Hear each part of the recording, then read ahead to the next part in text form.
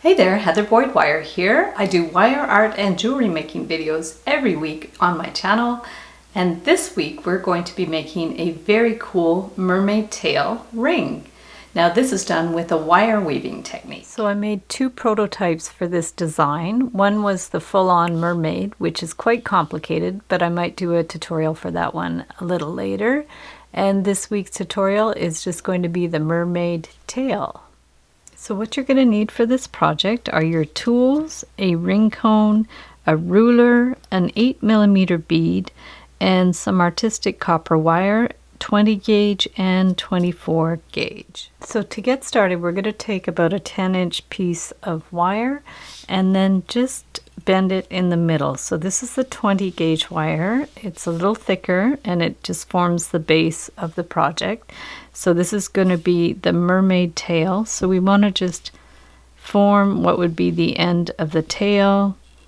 This doesn't have to be perfect. You can just do sort of a approximate shape of what the tail would look like. I make some little fish earrings sometimes and they look a little bit like this, the tail part of the fish. So we're going to go like that. And I have another live stream where I made mermaids and I'll link that one up below as well. So we're just going to start with the basic shape like that for the tail, and then we're going to go ahead and start weaving in the 24 gauge wire. So here's the 24 gauge wire. It's quite a large piece to start, and so what we're going to do is we'll start with one side of the bottom, and with a separate wire we'll do the other side, but for now we'll just start with this side. So we're going to just put the wire there in the bottom, and then just bring it around. We'll finish that end after, but we just want to weave it in there. So it's going to be the tail part is going to be like a basic weave, just back and forth. And then you'll see when we go up the sides, we'll do it a little more solid. So just basically kind of over and up through, and then it's just a really back and forth kind of weave. So over and then up the middle here, and then over, and depending on how big this part, how big you've made this part, it's going to depend on how much wire you put in, and it also depends on how dense you want it to be with the thinner wire. So you could make it quite open and space these apart a lot, or you can make it quite dense and put the wires close together. So let's just go back and forth a little bit, just to, it's basically just to fill in the shape with a bit of, you know, a little bit of extra wire, just so it looks a little more solid. So we're going to go back and forth, and then once you have enough, then we're going to go up the middle of the tail. So we want to bring it over to this wire. Okay, and then what we're going to do as we go up the tail though is we actually want to do a full loop around each side, and that will hold these wires apart. Otherwise they're going to squish back and forth together. So let's do a full turn around here. Okay, full turn over that wire, and then we're going to go in between these wires, and then a full turn around here, and then that just makes it a little more solid. So I'll do a few to show you. So we've done a full turn around, and then through those two wires, and then the same on this side, a full turn, like one full turn around, back over, and then in between these two wires. And we're going to just keep going up like that, full turn through to that side, full turn and through. So I'm going to keep going up about 3 inches. So once you've gone about this far with the weaving, you're going to measure it on your ruler. Now this depends on how big your finger is, but for my finger I've calculated it was about 3 inches. So we want to kind of bend it at 3 inches there, and then we'll remove that, and then we want to bend the other side too. Okay, we're going to bend these around, and then you want to be able to fit your bead in the end. So I'm going to take like a little pen, something that's like a round form, And what I want to do is just make these into like a complete kind of circle at the end, because we want to have a nice curve around the bead. And then this one too, we want to line it up and do like a little curve around.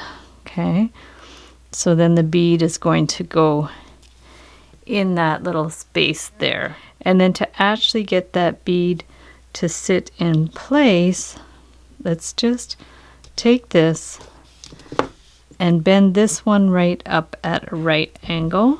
Okay, I'm just going to use my flat pliers to bend it straight up, and then we can put the bead on there, straight up there. Okay, and what I'm going to do is just clip that at the top here. Let's just go ahead and take this end, bend it over. Okay, and I'm going to clip it off. Now, if there was a big hole in the bead, in theory you could put it back up through the bead, but because the hole isn't big enough, that's not going to work. So we're just going to go ahead and clip that, and then go ahead and push that wire down. And then all you have to do is a little bit of finishing up with this. And so let's just go ahead and continue with our weaving over to this side. Okay, and I'm just going to do one more weave here, in here, and around. And then what I want to do is I'm going to line these two wires up, and I want to stick it up through the bead again to hold it in place. So let's go ahead and stick it up through the bead. This is a thin wire, so it will fit through. Okay, we're going to stick it in there and pull it up. This is just going to give it a little bit more stability. Okay, so it's secured in there, it's pulled up through the hole. And then what you can do is even just bend it down and around to this side.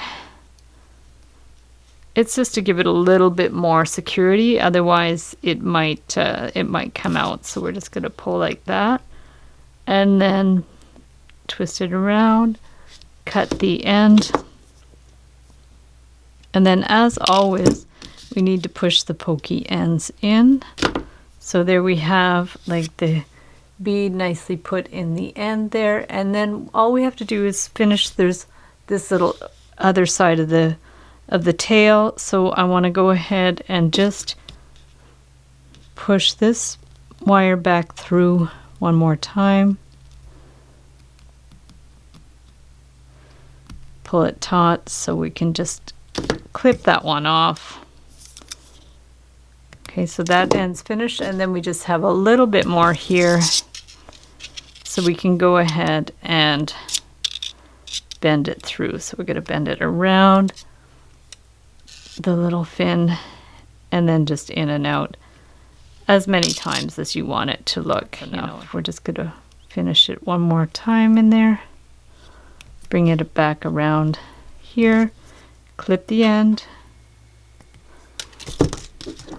As always, push your little ends in, and then this little bit here you can just twist it through to be sure, and then twist that end in a couple of times, like so. Finishing off a sewing project, you always have to sew your little ends in. So we're going to just stick it in there, and there you have your basic shape for the mermaid tail. Super cool. And all we have to do now is form it around the ring. And so start smaller than you think you need, because it's easier if you do the form smaller and then push it down to make it bigger if you need. But if you start too big, it's going to be tricky to adjust. So let's just start small. This one you have to kind of push over like that. It's really cute, actually. I like this design. We're going to go like that. And then at that point you try it on your finger. if it's a little too small, all you have to do is push it down the ring form like that. And there you have your super cool little mermaid tail ring. So thanks so much for watching the video. Give it a big thumbs up if you liked it. Be sure to subscribe to my channel for lots more DIY wire art and jewelry making videos. Hit the notification bell to be notified when I go live and when I post new videos. And if you'd like to share pictures of your wire art creations, be sure to join the Facebook group, the Wire Art and Jewelry Makers Club, where we share photos and inspiration amongst the members.